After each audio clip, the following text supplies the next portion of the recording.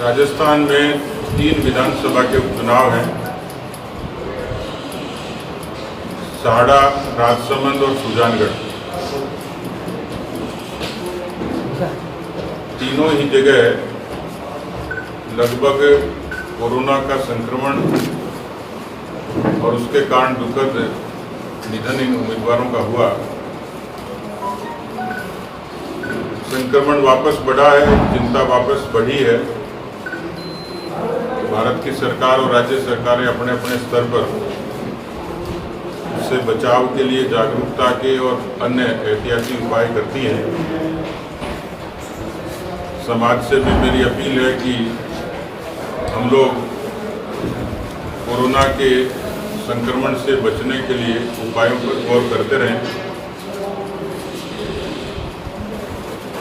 इन चुनाव की, क्योंकि ये तय था कि 6 महीने के भीतर ये उपचुनाव होंगे और इसलिए भारतीय जनता पार्टी जमीनी तौर पर इन चुनाव की तैयारी में बहुत पहले जुट गई थी। पार्टी के प्रमुख और नेता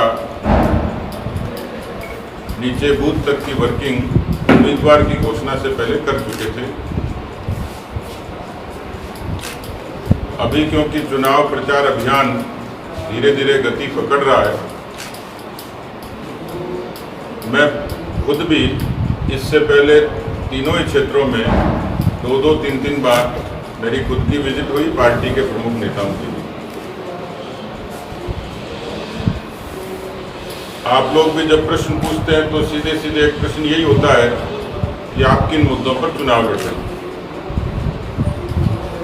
मित्रों, इस सरकार को 2.25 साल हो जाएंगे और इस सरकार ने 2018 में दिसंबर में चुनाव लड़ने से पहले घोषणा पत्र जारी किया।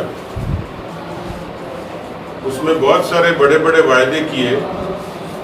समय की मर्यादा में उन सब का उल्लेख तो नहीं करूंगा, लेकिन 3 प्रमुख बातें थी और कुछ स्थानीय मुद्दे हो सकते हैं। पहला तो किसान कर्जा माफी थी, जिसकी घोषणा कांग्रेस पार्टी के महान नेता राहुल गांधी जी ने प्रदेश की अनेक सभाओं में 10 तक की गिनती गिनते हुए की।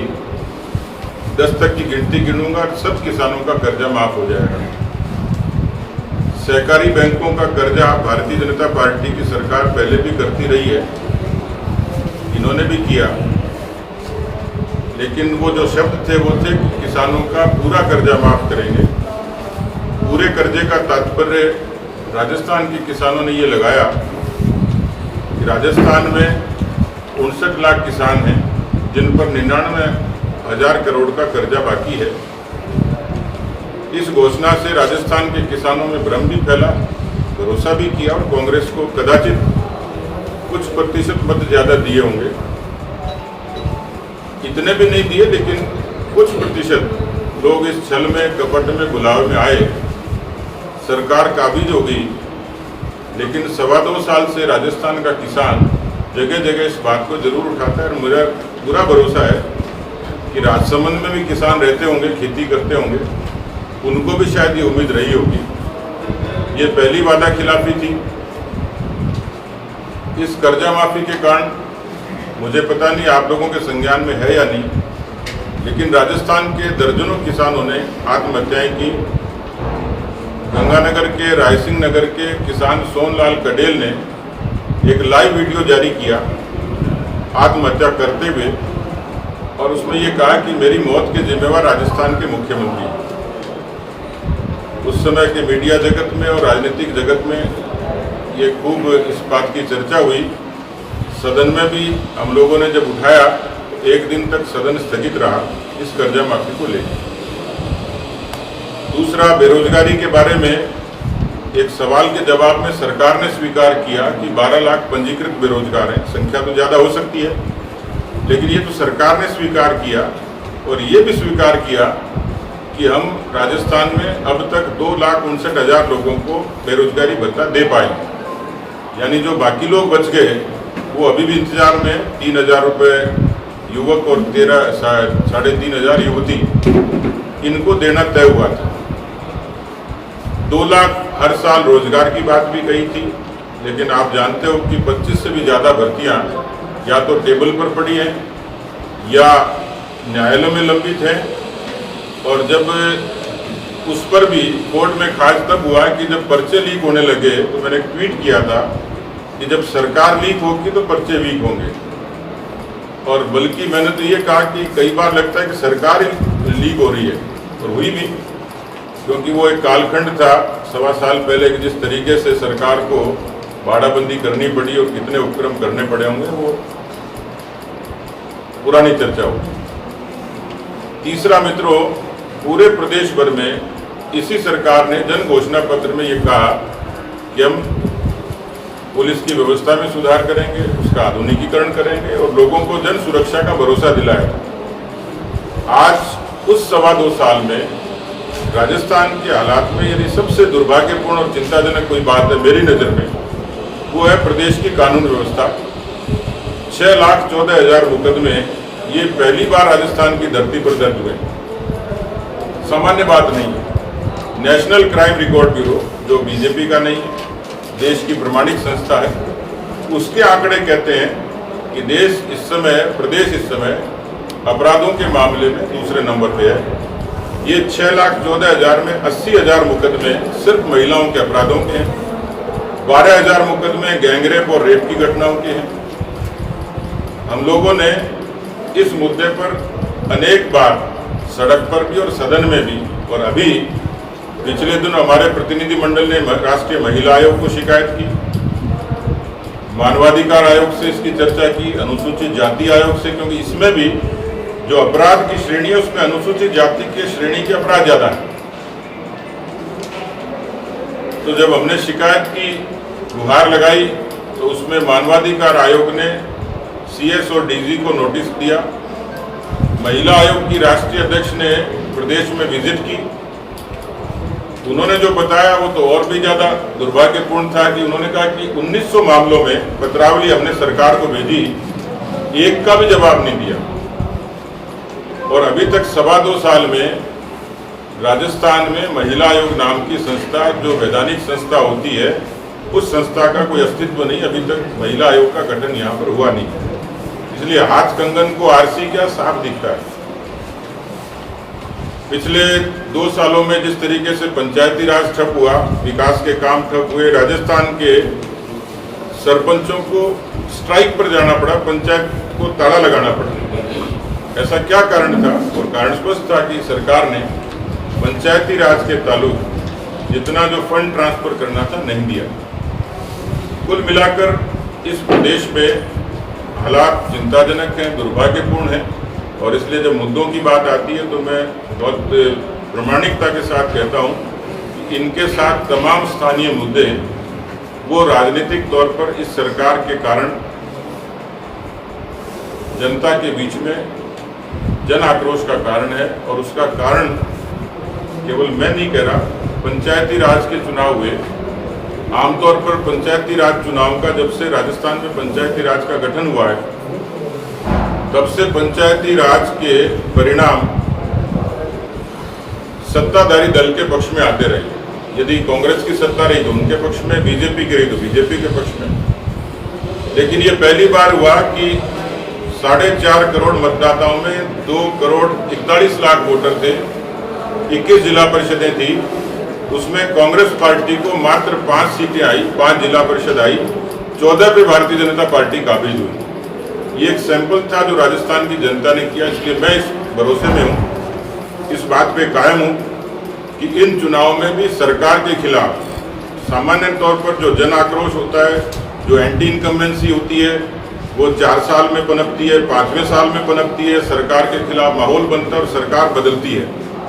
लेकिन इस सरकार का तो कूद के पैर पालने में दिखने लग गए, और इसकी बुनियाद और शुरुआत ही इस रूप में हुई। तो मेरा पूरा भरोसा है कि जो पंचायती राज में पार्टी की जीत को और कांग्रेस की हार का बड़ा कारण था, ये तमाम मुद्दे थे जिसके आधार पर लोगों में एक आक्रोश था, और वो आक्रोश इन चुनाव में सरकार के खिलाफ और ज़्यादा पैना होकर, प्रभावी होकर काम करेगा। मित्रों, मुद्दे तो बहुत सारे हैं, लेकिन मुझे ताज्जुब हुआ कि चुनाव लड़ते लड़ते कांग्रेस पार्टी या तो इनका आलाकमान कमजोर है, या इनके लोगों की कोई दूरदृष्टि नहीं है, या इनके यहाँ कोई मैनेजमेंट नहीं है। मैंने देखा यहाँ के प्रत्याशी ने बड़े आराम से स्पीकर महोदय का चित्र पोस्ट सोशल मीडिया पे पोस्ट किया हुआ है, पोस्टर उसके बने हुए हैं, बैनर्स फ्लैक्स बने हुए हैं। अब कल को तो कोई राष्ट्रपति जी के नाम पे वोट मांगने लग जाएंगे, स्पीकर लोकसभा के नाम से मांगने लग जाएंगे। तो हमने चुनाव आयोग को, राज्य के निर्वाचन आयोग को इस बारे में उनको संज्ञान में लेने के लिए निवेदन किया था। मुझे जानकारी मिली कि राज्य के निर्वाचन आयोग ने केंद्रीय निर्वाचन आयोग को ये मामला रेफर किया है। ये चुनाव की आचार संहिता का सीधा सीधा उल्लंघन है कि इस तरीके से आप सब जानते हैं कि हमारे यहाँ संवैधानिक पद पे बैठे हुए व्यक्ति के नाम का और उसकी फोटो का राजनीतिक दल इस्तेमाल नहीं करते। एक बार वो निर्वाचित होकर उस पद पे पहुंच जाते हैं तो उस पद की अपनी गरिमा है, अपनी मान्यता है। तो ये बड़ा अपराध है। केंद्रीय निर्वाचन आयोग का हमारा प्रतिनिधिमंडल मिलेगा, बातचीत करेगा, आगे कालांतर में क्या होगा। लेकिन मुझे लग रहा है कि ये तीनों ही जगह हम लोग कांग्रेस के खिलाफ नहीं लड़ रहे, हम लोग लड़ रहे हैं सरकारी मशीनरी के खिलाफ और पैसे के खिलाफ। क्योंकि कांग्रेस पार्टी का संगठन कहीं दिखाई नहीं देता।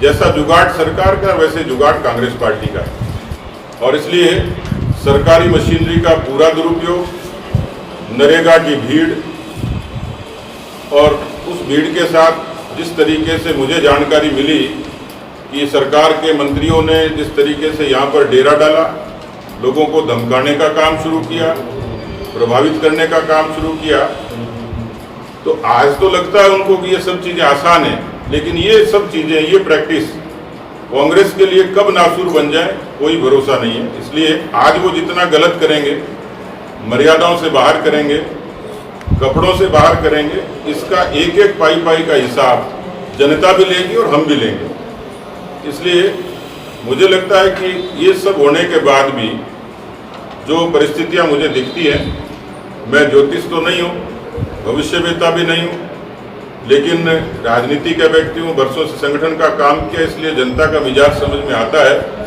कि तीनों ही जगह यहाँ की जनता ने कांग्रेस पार्टी को हराने का मानस बना लिया है और बीजेपी के उम्मीदवारों को जिताने का मानस बनाया है। राजसमंद में क्योंकि किरण माहेश्वरी जी आप सब भी वाकिफ हैं, जमीनी नेता थी, सुलझी नेता थी, विकास परक सोच थी, और राजसमंद की राजनीति में जिस तरीके से उन्होंने डेवलपमेंट के काम कराए थे, शिक्षा में, स्वास्थ्य में, इंफ्रास्ट्रक्चर के डेवलपमेंट में, अनेकों इस तरीके के कामकाज मुझे लोग बताते हैं। पानी की स्कीम्स के लिए उनको पानी वाली बाई के नाम से जाना जाता है। इस तरीके का बुनियादी विकास जो राजसमंद के क्षेत्र में हुआ, मुझे लगता है कि लोग उनको उस श्रद्धा और सम्मान से याद भी करते हैं, और इसलिए उनकी पुत्री को जनता का उसी तरीके से रेस्पॉन्स मिल रहा है, कहीं उससे भी द्विगुणित होके राजसमंद की जनता किरण जी के कामों को याद करती है। और मुझे पूरा भरोसा है कि हमारी उम्मीदवार किरण जी के उस काम को आगे बढ़ाएंगी। यहाँ के कार्यकर्ताओं ने खूब परिश्रम किया है बूथ पर। मैं भी IT और सोशल मीडिया के वॉलंटियर्स की मीटिंग ले रहा था। मतलब थोड़ा नींद आ रही, फ्रेम से बाहर हो जाओ थोड़ा।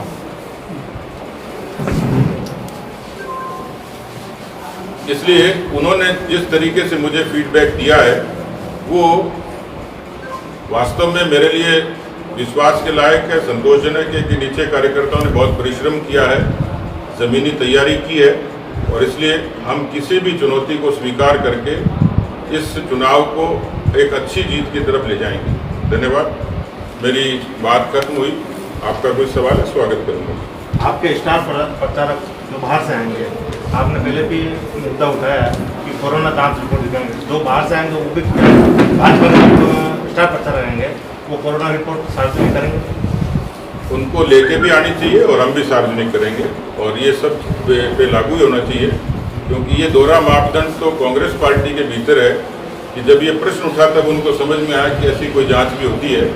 लेकिन उन्होंने जो किया वो भारतीय जनता पार्टी के जो हमारे अपने कार्यकर्ता थे, उन्होंने जब नामांकन वापस लिया और उनकी गणित बिगड़ती दिखी, उनको पाबंद करने के लिए इससे बेहतर तरीका दिखा नहीं और उनके घर के बाहर नोटिस चिपका दिया। लेकिन सचिन पायलट जी, खुद अशोक गहलोत जी, अजय माकन जी, डोटासरा जी, तमाम लोग बाहर से आए थे। आज तक तो उन्होंने सार्वजनिक नहीं की। आपने अभी कहा आपके पार्टी के कार्यकर्ता थे, उनके घर के बाहर तस्कर किया। आपके पार्टी के एमएलए थे, उन्होंने संगठन के विश्व हिंदू परिषद के कार्यकर्ताओं को जिस तरह से दबाव की जो बात कही थी नामांकन लेकर, उसको आप क्या कहते हैं? देखिए, मेरे ख्याल से ये सारी चीज़ें कांग्रेस की सियासत है और उनकी आदत में है। जो सरकार फ़ोन टैप कर सकती है तो वायरल भी करा सकती है।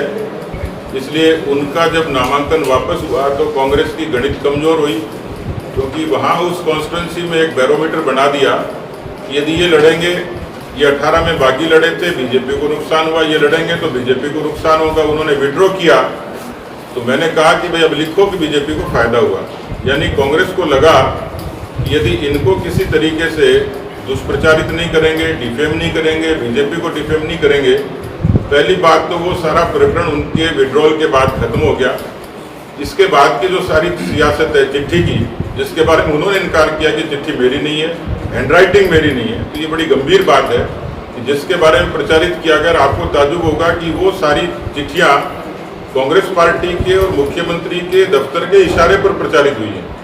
इसलिए जब वो जो ऑडियो का जो आपने जिक्र किया हमारे विधायक का, उसमें दो लोगों ने, क्योंकि मुझे अब कहने के लिए इसमें कोई संकोच नहीं है कि उन्होंने स्वीकार किया कि वो उनकी वॉइस थी और उन्होंने बातचीत की।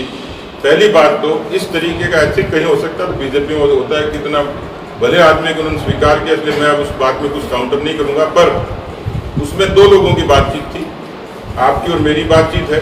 आप मेरी बात को रिकॉर्ड करते हैं, उसको सार्वजनिक करते हैं, लेकिन उसमें किसी तरीके का असंवैधानिक नहीं था, कोई अश्लील बात नहीं थी, कोई इस तरीके की आईपीसी का क्राइम नहीं था। वो सामान्य बात थी जिसमें आपस में दो लोग कन्वर्सेशन करते हैं। ये कोई एविडेंस नहीं है कि न उनके परिवार ने ओपनली आके कहा, न कोई एविडेंस है कि कोई ईडी का छापा पड़ा हो, कोई सीबीआई का पड़ा हो, कोई वहाँ की एजेंसी ने कहीं तंग प्रताड़ित किया हो। वो केवल राजनीतिक तौर पर, क्योंकि उनको भी इस तरीके से घेरा हुआ था। बाद में जो ऑडियो आया था वो उन्होंने स्पष्ट किया है कि मैंने पर्चा चुपचाप इसलिए लिया, कदाचित मैं यदि पर्चा चुपचाप नहीं लेता तो कांग्रेस के लोग मेरा अपहरण कर लेते। मुझे लगता है उस ऑडियो से भी ज़्यादा सीरियस बात उन्होंने कही कि कांग्रेस पार्टी ने उन पर भी इतना दबाव बना रखा था। इसलिए मुझे लगता है कि उसमें किसी किस्म की कोई मुझे ऐसा अपराध नज़र नहीं आता है। उन्होंने इस बात के लिए उनसे भी बात की, हमारे से भी बात की है, पर ये सारी सियासत कांग्रेस पार्टी की थी बीजेपी को कमजोर करना। इसमें आप कांग्रेस का आरोप लगा रहे हैं, बल्कि वो भाजपा के विधायक थे, उन्होंने कहा गंगापुर से लेकर बेंगलोर तक उनकी हालतें खराब कर देंगे। इसको लेकर पार्टी का आला कमान, शीर्ष नेता भी नजर बनाए हुए हैं। फिर आप कह रहे हैं उन्होंने कोई इसमें भाई साहब, इसमें फांसी नहीं लगती है। मैं कह चुका हूँ कि पार्टी उनसे पूछताछ कर चुकी है और पार्टी की तरफ से जो पूछताछ होनी वो कर चुका हूँ। उसमें कोई आईपीसी का अपराध होता तो आप ही एफआईआर दर्ज करवा सकते हो। मेरा सवाल ये है, आपने कहा सरकारी तंत्र का दुरुपयोग हो रहा है इन चुनावों में। दो मैं उदाहरण बता रहा हूँ। एक पचमका में ग्राम विकास अधिकारी जिसने बीजेपी का कोई पोस्टर फाड़ दिया। दूसरा एक यहाँ राजसमंद शहर के कुछ प्रबुद्ध ऐसे नागरिक है जिन्होंने कहीं सोशल मीडिया पे पहले खुल के कहा था कि हम बीजेपी को वोट देना चाहिए। अब उनके बाद इतना प्रेशराइज उनको कर दिया गया, अब वो सोशल मीडिया पे वापस डाल के कह रहे कांग्रेस को वोट दीजिए। तो क्या आप ये मानते हैं कि सरकार प्रेशर पॉलिटिक्स कर रही है यहाँ पर? नहीं, इसमें छुपा हुआ कुछ नहीं है कि ये जो सरकार है, मैं इससे पहले अशोक गहलोत जी की उनके मुख्यमंत्री काल को मैंने देखा है, कांग्रेस की भी सरकार को देखा है। सरकारों का भी फर्क है, व्यक्ति का भी फर्क है, लेकिन इस समय ये जो सरकार काम कर रही है, वैसे जुमा एक स्टेट बचा, उसमें भी इस तरीके से बात वो लोकतंत्र की और तानाशाही की करते हैं। लेकिन राजस्थान में जिस तरीके का शासन है, जिस तरीके का भ्रष्टाचार है, ये खुद कांग्रेस पार्टी बारूद के ढेर पर बैठी है। जिस तरीके से लोगों को डराना, धमकाना, लोगों को प्रोवोक करना और इस तरीके से अपनी एजेंसियों को इस्तेमाल करना। आपको ध्यान होगा कि जब एपिसोड हुआ तो उनकी पार्टी का विग्रह था, लेकिन एसओजी को, एसीबी को, पुलिस को किस तरीके से उपयोग किया। राजस्थान की महिलाओं की अस्मत बचाने के लिए तो उपयोग नहीं हुआ, लेकिन बाड़ाबंदी से विधायकों की सुरक्षा करने में जरूर किया था। तो ये सरकार पूरे तरीके से अनैतिक हथकंडों पर उतर आई है। मुझे लगता है कि मैं जब कल साड़ा में था, मुझे ताजुब हुआ कि वहाँ चिकित्सा मंत्री जी सारे तिगड़म कर रहे हैं, लेकिन मुझे जानकारी में आया, आप भी पता करिएगा कि कोरोना के संक्रमण से बचने के लिए जो एक प्रमाणिक दवाई है जो अक्सर डॉक्टर्स इस्तेमाल करते हैं पूरी दुनिया में, रेमडेसिविर, उसकी कालाबाजारी राजस्थान में हो रही है। बहुत बड़े पैमाने पर लोगों ने स्टॉक कर लिया। आप मार्केट में जाएंगे, केमिस्ट के आपको रेमडेसिविर नहीं मिलेगा। दूसरे स्टेट के लोगों ने उस रेमडेसिविर को सरकार ने अपने कब्जे में लिया है गुजरात में और मध्य प्रदेश में, ताकि लोगों को आपातकाल में रेमडेसिविर उपलब्ध हो जाए। ये सरकार सत्ता के मद में इतनी मदमस्त है कि इनको इस बात का इल्म नहीं है कि रेमडेसिविर का बड़ा गंभीर मसला है। मैं आज आपके समक्ष माध्यम से उठाना चाह रहा हूँ। तो इनकी सारी सियासत लोगों को डराने में, धमकाने में, तिगड़म में, मुझे पता लगा यहाँ खान मंत्री बैठे हैं क्योंकि माइनिंग का बड़ा एरिया है, तो वो लोगों को जिस तरीके से धमकाने की कोशिश कर रहे हैं, लेकिन वो वहाँ मुझे पूरा भरोसा है कि ईवीएम के पास जाके धमका नहीं पाएंगे। बटन तो अगला अपनी मर्जी से ही दबाएगा और वो बटन कांग्रेस के खिलाफ ही दबेगा। वसुंधरा जी स्टार प्रचारक हैं, लेकिन वसुंधरा जी की अब ये पता चला कि उनके पुत्र वधू की तबीयत खराब है, शायद वो उपचुनाव में प्रचार नहीं करने आए। कितना बड़ा लॉस मानते पार्टी के लिए आप? देखिए, एक तो 5 राज्यों के चुनाव है, इसलिए पार्टी के जितने बड़े प्रमुख नेता हैं, क्योंकि आप जानते हो कि या तो मोदी जी की डिमांड करते हैं, योगी जी की डिमांड करते हैं, बड़े नेताओं की डिमांड करते हैं, और वो सब लोग बंगाल में इंगेज हैं। इवन हमारे भी कम से कम विधायक, सांसद मिलाकर 100 लोग बंगाल में काम कर रहे हैं। बाकी लोग तीनों ही निर्वाचन क्षेत्रों में बंटे हुए हैं, और जिसके पास जिस तरीके की समय की उपलब्धता है वो समय देते ही हैं। हमारी कोर कमेटी के और पार्टी के जो स्टार कैंपेनर थे, उनको सबको हमने निवेदन किया था कि वो अपना समय और पार्टी के प्रचार के लिए हमें दें। उसमें कुछ लोगों ने दिया है, आपने जिक्र किया, ये बात सही है कि हर व्यक्ति की अपनी व्यस्तता, उनका एक निजी उनकी व्यस्तता रहती है, उसको मुझे लगता है अनुपस्थिति को सियासी तौर पर नहीं लेना चाहिए। फिर भी हमने कहा है कि 15 तक प्रचार चलेगा, तो जैसे हमने सबने निवेदन किया है उनको आने के लिए, उनका समय होगा तो निश्चित रूप से आएंगे। अभी कुछ नेताओं के दौरे और बढ़ने की संभावना है, आजकल में आपको उसकी जानकारी मिलेगी।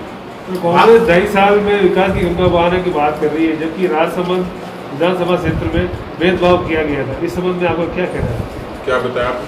कांग्रेस हमेशा ये दाव, यहाँ पे कांग्रेस के जितने बड़े नेता है एक ही बात कह रहे हैं, 2.5 साल में जो पिछले 23 सालों में यहाँ पे विकास नहीं हुआ, हम 2.5 सालों में विकास की गंगा बहा देंगे। और आपकी पार्टी की तरफ से ये मतलब ये आरोप लगाए जा रहे हैं कांग्रेस हमारे साथ भेदभाव करती है। भाई राजसमंद जिले में 4 विधानसभा सीटें हैं, तो राजसमंद और कुंभलगढ़ में विकास नहीं होता है, भीम और नाथद्वारा में सारा विकास के कार्य हो जाते हैं क्योंकि वहाँ कांग्रेस के विधायक हैं। देखिए, भेदभाव तो करते हैं, भेदभाव के बहुत सारे उदाहरण हैं। आप यदि सरकार का बजट देखेंगे, बजट की घोषणाएं देखेंगे, तो केवल उन्हीं लोगों के यहाँ पार्टी के सीनियर एमएलए हैं जो बीजेपी के, उनके क्षेत्रों में कोई घोषणा नहीं। मैं जहाँ से आता हूँ, आमेर विधानसभा, और एक जिम्मेवार दल का व्यक्ति हूँ, विधायक हूँ, और मेरे क्षेत्र में 5 पैसे का कोई काम किसी भी बजट घोषणा में अभिभाषण में नहीं हुआ। इसी तरीके से उन्होंने जो इंडिपेंडेंट जो कैंडिडेट थे, जो बीएसपी के लोग हैं, उनको आप यदि देखेंगे तो उनके क्षेत्रों में पूरी भरमार है। तीसरा, डीएमएफटी का एक बड़ा फंड होता है, उसमें पहले कलेक्टर अध्यक्ष, पहले जिला प्रमुख होता था, फिर कलेक्टर को बनाया, अब प्रभारी मंत्री को बनाया। डीएमएफटी के फंड का इंफ्रास्ट्रक्चर के लिए उपयोग होता था।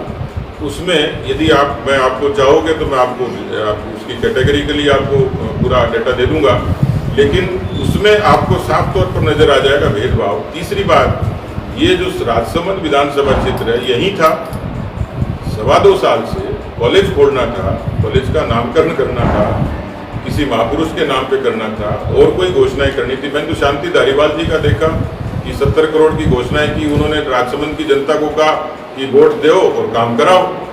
यहीं से मुख्यमंत्री का भाषण देखा फेसबुक पे, तो उन्होंने कहा कि आप कांग्रेस को वोट दो, अधिकारी और कर्मचारी भाग भाग के काम करेंगे, यानी वोट नहीं देंगे, अधिकारी और कर्मचारी काम नहीं करेंगे।